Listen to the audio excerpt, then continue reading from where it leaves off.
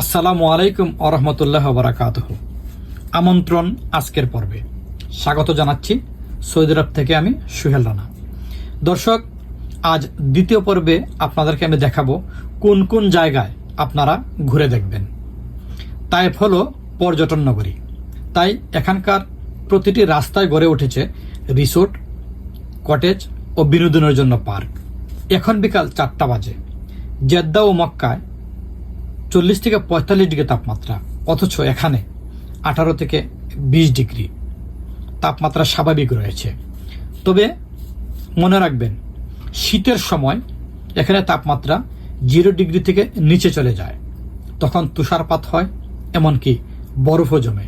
তখন প্রয়োজন শীতের কাপড়।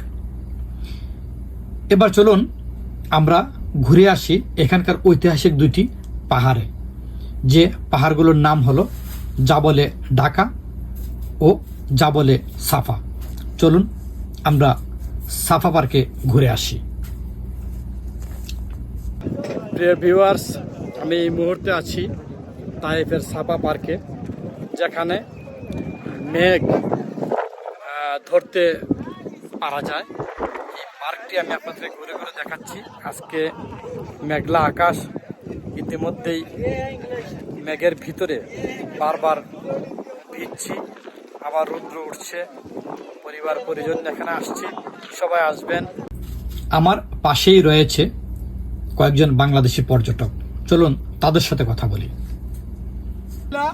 মক্কাতে আমার মামানিয়ারা আসছে উমরা করার জন্য, ওদেরকে নিয়ে আজকে তাইফে সাফা পাহাড়ে আসছি। এখন পাহাড়ের পরিবেশ অনেক ভালো, ঠান্ডা এবং মেঘের ছোঁয়া একটু একটু লাগতেছে শরীরে, এবং সবাই নিয়ে খুব আনন্দ এনজয় করতেছি।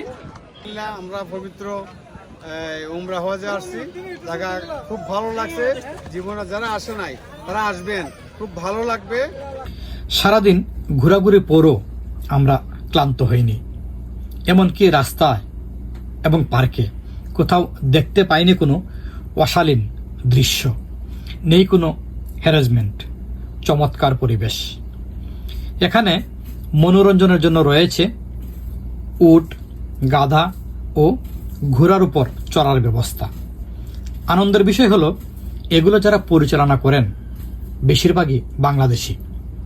বিনোদনের পর খুশি হয়ে যা দিবেন তারা তাই নিবে, তাদের কোনো চাহিদা নেই। আমরা এখন চলে যাব হোটেলে। সন্ধ্যা ঘনিয়ে আসছে, ঠান্ডাও বেশি। রাতে আবার বের হব ইনশাল্লাহ। সাথে থাকবেন রাতের ব্লগটি দেখার জন্যে। আল্লাহ হাফেজ।